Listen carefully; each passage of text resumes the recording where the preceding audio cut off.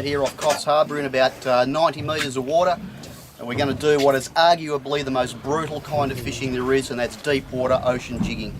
The boys have just dropped a couple of jigs down. We've already had a couple of drops and caught some kingies. We know the fish are here, so we're going to show you the action that they use for jigging the drop to make the jig work, and what's required to get a fish on in this depth of water.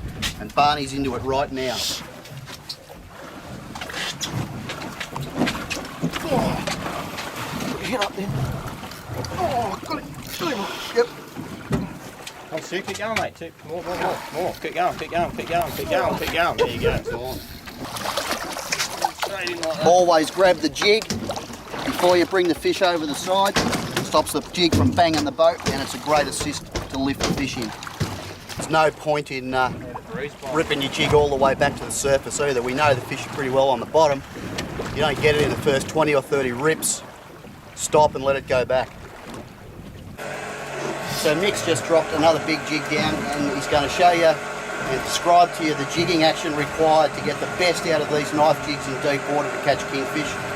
So fire away, Guesty, when you hit the bottom. Get up and then lots of action. And look at that. Oh, and that's a pretty reasonable fish. And it's important to pretty ugly country here. You need to work hard. And these rods are just beautiful for that. Lift that fish up. Oh, there we go, pulled out. No dramas, keep jigging. He's probably got some mates with him. And there's his mate. On. Oh. So, button for punishment, pull out at one and take it to the next one. So it's a bit of a hard call.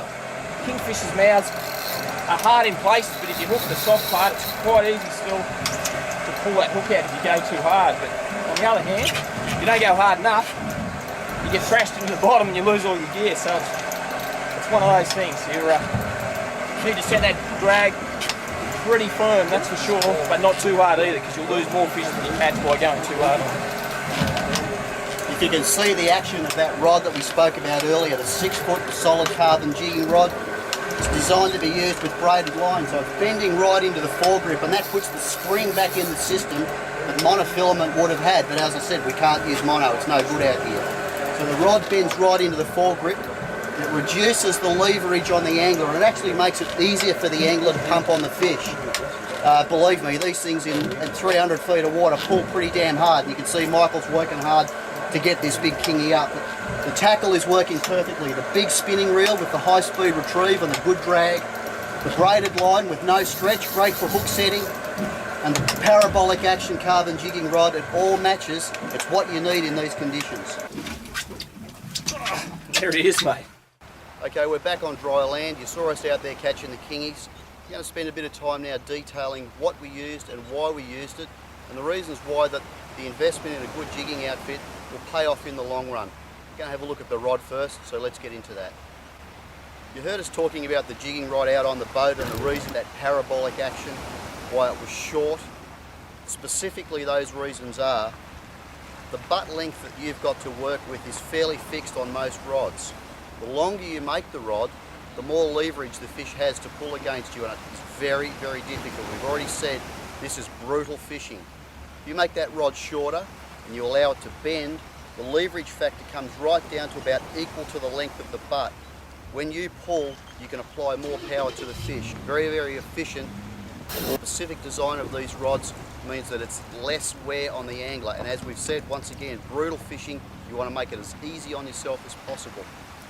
The guides on a jigging rod are very important as well. Because the braid line is so heavy and the leaders and leader knots are big, you need these super large apertures for the line to get through very rapidly.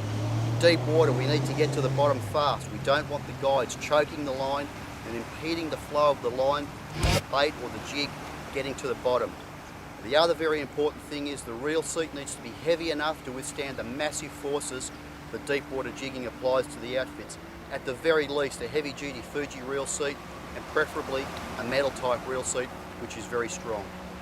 EVA foregrips, better than cork. You don't get so much hand burn when you're pumping. And we didn't use gloves the other day, but if you're going to have a prolonged session, I would suggest the use of a set of fishing gloves, the fingerless style gloves, which make it more comfortable on the rod. So that's about it. Around the 6 foot mark, They come in a variety of weights. You should match your rod to the line size that you intend to use. 30-pound braid, 50-pound braid, 65-pound braid. Generally, a good jigging rod will match the line size that you want to use. So in a nutshell, that's the rod. You will expect to pay a reasonable amount of money for these rods. Cheap jigging rods, probably about $350, and they go up to well over $1,000 for the better Japanese ones. But the Fluga Supreme jig sticks, ideal. You saw us using them. They certainly work, and they go up to about 80-pound braid rating. Very effective. We've been using the Fluga Torsion. We find it fantastic. It's a metal-bodied reel, high-speed retrieve, about 10 ball bearings, big capacity spool, and again, importantly, a very smooth drag system. You do not want a jerky drag when you're delivering heavy pressure to big fish in deep water. You want smooth line delivery. Dragging system is important. Big bail wire, good handle knob you can get onto, machined handle which is very strong. You don't want to break that in the middle of the fight. That's the style of thing you should be looking for. Okay, we've got the rod and the reel. Now we need to think about the line we're going to put on it. As we set out on the boat, you cannot use monofilament in deep water. It has way too much stretch. When you're jigging rapidly, the stretch in the line, nothing happens at the jig. You can't set the hooks. You must have braid line, and as we've already said, you match the braid line to the size of the rod that you're using. In this instance, it's a 65-pound Fireline tracer braid. It has a massive breaking strain potential. It's very thin. Now the deal with the thin line in that water depth is we had about 2.5 knots of current out there the other day. Thick line, monofilament as an example, you get too much drag, you can't get to the bottom. So you're backing up into the current on the throttle, dropping the jig over, the thin braided line will get to the bottom much quicker with less drag. And when you get down there, because it has no stretch, when you get bit, you can actually get the hook set very effectively. The other important thing that you need to add to the system is a heavy monofilament leader. In this instance, we've got some 100-pound fluorocarbon tied to our tracer braid. We're not going to go into too much detail on that this morning. We are going to show you how to make the connection in a later segment on Pure Fishing TV. So look for that. It's a very important knot that you need to tie to get the best and to make it streamlined through the guides, but to give you massive knot security for the loads that we've been talking about. So look for that on another time on Pure Fishing TV under the jigging knot section.